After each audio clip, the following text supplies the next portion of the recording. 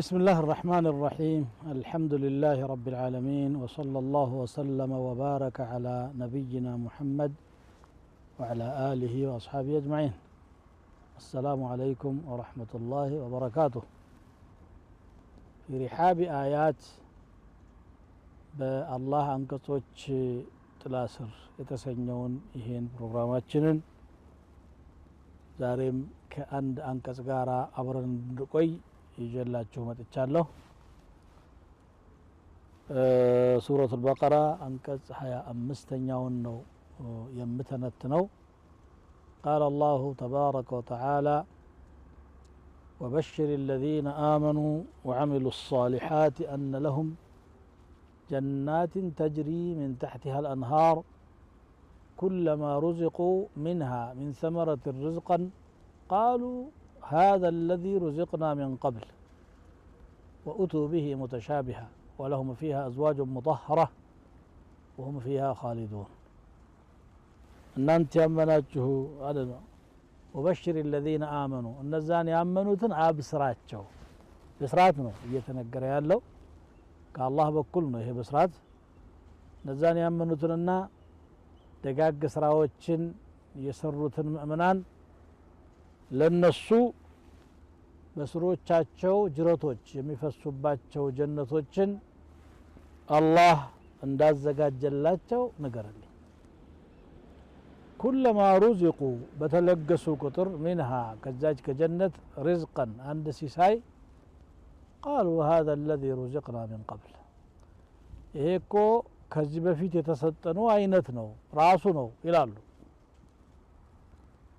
وأتوا به متشابها ተመሳሳይ ሆኖ ነው በርሱ የተመጡት ማለት ተመሳሳዩን ነገር ነው አላህ ያመጣላቸው ማለት ነው። ይሄ የሚበላ የሚጠጣውን በተመለከተ ነው። ولهم فيها ለነሱ በዛች በጀነት ውስጥ አዝዋጁን የትዳር ጓዶች አሏቸው ሙጠሐረቱን የጸዱ የሆኑ እንደዚህ እንደ ዱንያው የወር አበባ የወሊድ ደም የተለያዩ ደግሞ ስቃዮች የሉባቸውም ጸጋና ደስታ ብቻ ነው የሚሆነው ማለት ነው። ወም فيها خالدون እነሱ በዛ ውስጥ ዘውታሪዎች ናቸው ይላል። አብስር ነው ያለው አላህ። ይሄ ብስራት ይነገር ለሙእሚኖች። በሽር የሚለው ቃል የሚያስደስትን ነገር ንገር ማለት ነው። መልካም ዜና አሰማቸው ለነማን? ለነዚያ በአላህ አንድነት በነብዩ መልእክተኝነት በቁርአን በሱና ላመኑት ወዳጆቼ በስራት ንገርልኝ ለነርሱ ጀነት እንዳላቸው አለ። ጀነት ደግሞ ሲባል አንድ ጀነት አይደለም። إنها جنان እንዳሉት ነብዩ ሰለላሁ ዐለይሂ ወሰለም ብዙ ጀነቶች ናቸው። ብዙ ጅረቶችም ይፈሳሉ። ለይታ ማራኪ ለጣዕም ደግሞ በጣም አስደሳች የሚጥም አትክልትና የጀነት ርዝቅ ነፍስ የምትመኘው ሁሉ ታስቦ የማይታወቅ ታይቶ የማይታወቅ በሰው ልቦና ያልታቀደ ያልታለመ ጸጋ ለሙእሚኖች አላህ እንዳዘጋጀ ብስራት ንገር እያለ ነው። ወኡቱ ሌላ አንቀጽ ያልተነገረ አገላለጽ ለየት ያለ አገላለጽ ምንድነው? ወኡቱ به متشابها ይላል። ተመሳሳይ ሆኖ ነው የተመጣላቸው ያ የሚበላው። የሆነ ሰዓት ላይ የበሉትን አይነት ምግብ ራሱን ሲደግመው የቅምጥል ኑሮ ስለሚኖሩ ይሄማ هذا الذي رزقنا من قبل ቀደም ሲል የተሰጠነው አይነት እኮ ነው ይቀየር እንጂ ይላሉ። መልኩ ተመሳሳይ ሆኖ ስላዩት እንጂ ጣዕሙ ግን እንኳንስ በተለያየ ጊዜ የሚቀርበው ቀርቶ አንድ ጊዜ እንኳን የመጀመሪያው ጉርሻና ሁለተኛ ጉርሻ የተለያየ ቴስትና ደስታ እንዳለው ነው። እና ይሄ ቀደም ሲል ያገኘነው ነው ሲሉ ያ አብደላህ ኩልሁ አንተ የአላህ ባሪያ ብላው اللون لونه والطعم غيره መልኩ አንድ አይነት ነው ያው የቅድሙ ወይም ከዚህ በፊት የበላው አይነት ነው ጣዕሙ ግን የተለየ ነው ስቀምሰው ነው የሚገባ ይባላሉ አሉ።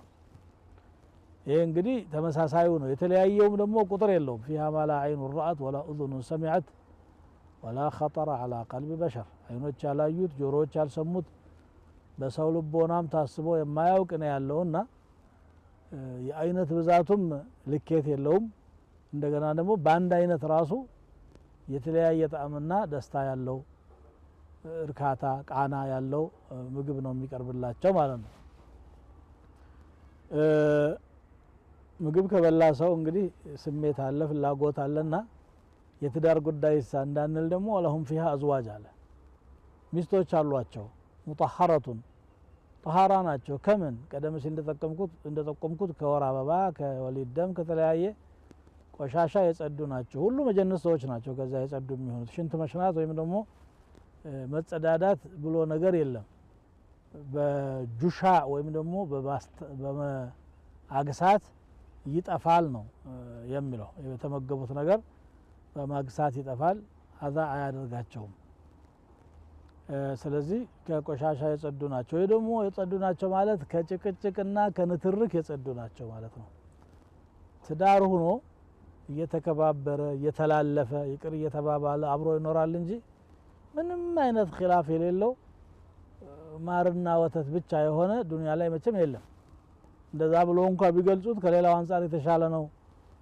ጥሩ እንደማምጣለን ጥሩ እንከባበራለን ለማለት እንጂ ተኻልፈን አናቅም ለማለት አይደለም የጀነቱ ግን እንደዛ አይደለም በጣም ባሎቻቸውን የሚወዱ ሚስቶቻቸውን የሚወዱ የትዳር ጓዶች ምንም አይነት ስጋት እንከን ጥርጣሬ የሌለበት እንግዲህ በገንዘብም በክብራቸውም የተሳሳተ ነገር ላይ የሚወደቅበት ዓለም አይደለምና ከዚያ ከባሏ ውጪ ከሚስቱ ውጪ ሌላ አያስብም አላህ Subhanahu Wa Ta'ala በርግጥ ለወንዶች ካንድ በላይ እዚያም ይሰጣል ይሄ ተነግሯል ከዛ ውጪ ግን መቀናናትና መቀኝነት የለምና ከመጥፎ ነገር የጸዱ ናቸው አዝዋጁ ሙጣሐረቱን አለና ወሁም አለ አጠቃላይ ሙእሚኖች ወንዶችም ሴቶችም فيها በርሷ በጀነት ውስጥ ኻሊዱን ዘወትር ነዋሪዎች ናቸው በቃ እስካሁን ቆይታችሁ የለ ይበቃችኋል የሚባሉ አይደሉም ማለት ነው አላህ በእንዲህ አይነቱ የጀነት ጸጋ